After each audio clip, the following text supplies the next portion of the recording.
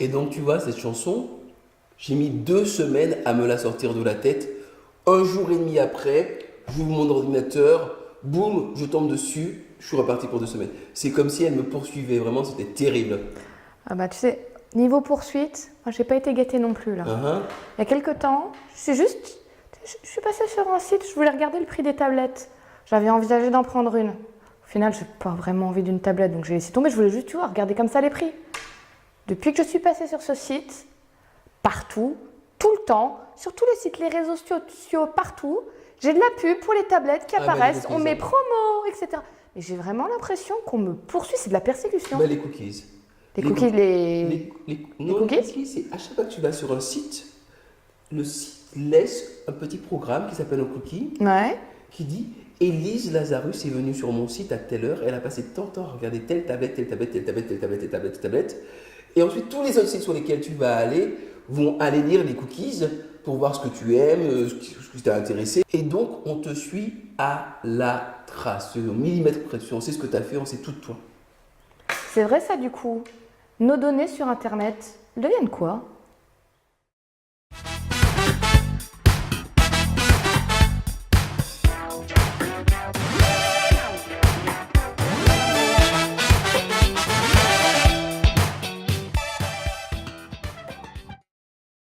D'un côté, c'est pas mal. Parce qu'avec toutes ces données, il y a moyen de trouver des choses intéressantes. Par exemple, je sais que certaines maladies, on arrive à identifier leurs causes plus facilement parce que grâce à l'afflux de données personnelles qui arrivent, on arrive à faire des recoupements sans lesquels on ne trouverait pas les raisons de telle ou telle maladie. Ouais, bon, ça c'est super précis, mais bon, c'est vrai que d'un autre côté, de la pub, de toute façon, j'en ai. J'ai pas le choix, de toute façon, ça arrive. Ouais. Et après tout, les tablettes, ça m'intéresse quand même un peu plus que, je sais pas moi, des pubs pour des tracteurs. Là, j'en aurais vraiment rien du tout à faire. Là où ça commence à devenir problématique, c'est quand on exploite tes données personnelles dans le but simplement de te tondre, tu vois, de faire du pognon sur ton dos. Genre, t'as un problème de morale, tu cherches des solutions naturelles pour, je sais pas, retrouver la forme, l'enthousiasme, l'énergie. D'un seul coup, tu te fais spammer par toutes sortes de gens qui achètent ce genre de données-là pour te vendre souvent des produits de charlatans, quoi. Des choses un peu magiques qui vont te faire la pierre, je sais pas si tu connais la pierre de Ré, ou tu sais, c'est des trucs qu'on C'est te quoi? vendait dans... Ah, dans les cristaux, les trucs comme ça, c'est Ouais, censé t'aider à aller mieux. la paire magnétique avec laquelle Ouais. tout va te réussir, l'être aimé va revenir en 3 jours, enfin bon. Voilà. Ça, c'est le problème avec le big data, c'est qu'on récupère tes données et puis on vend les données massivement à des gens qui n'ont pas forcément de scrupules, quoi. Puis avec tout ce que tu me dis là, en fait, je me dis, ben, plus le temps avance, plus ils ont de moyens de récupérer mes données. Je vois sur les réseaux sociaux le nombre de choses qu'on met sans réfléchir. Tu sais, à un moment sur Facebook, il y avait une grande mode. Si toi aussi tu fais partie de ceux, je sais pas moi, ça pouvait être des trucs comme ceux qui aiment manger le Nutella à la cuillère, hein, tu sais, Ah, des d'accord. trucs comme ça. Mais l'air de rien, tous les gens là qui mettent, oui, j'aime, moi j'en fais partie. On donne plein d'informations qui peuvent être anodines, mais des fois super personnelles sur qui on est, qu'est-ce qu'on aime, qu'est-ce qu'on n'aime pas.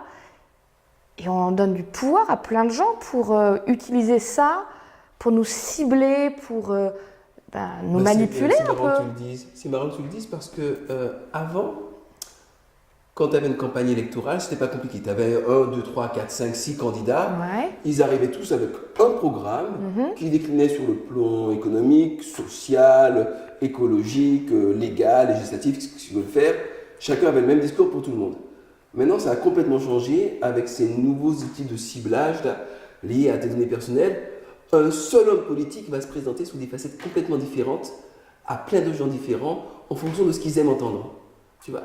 Donc Ah, mais avant, c'est on de la était dans une sorte manipulation, de ça. gros mensonge général. Là, on est dans une sorte de hyper manipulation, hyper précise et hyper ciblée. Donc c'est une époque vraiment particulière où il faut être très attentif, très prudent à ce qu'on va.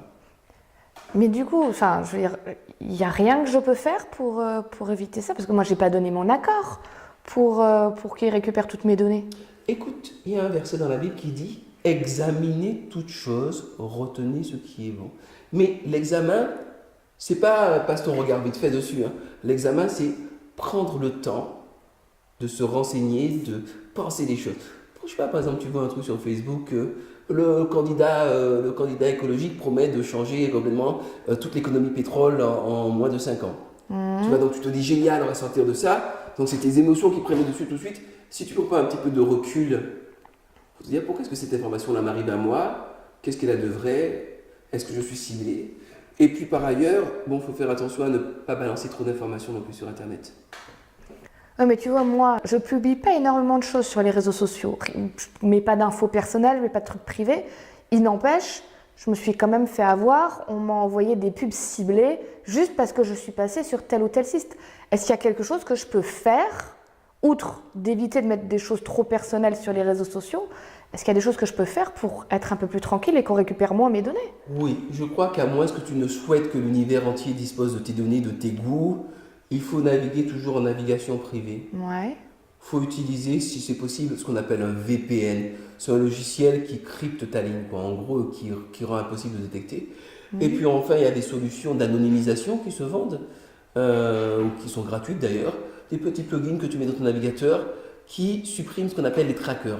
Les trackers, c'est ces petits limiers là qui te suivent, qui savent où est-ce que tu mets ta souris, combien de temps tu restes dans telle zone, à quelle vitesse tu défiles.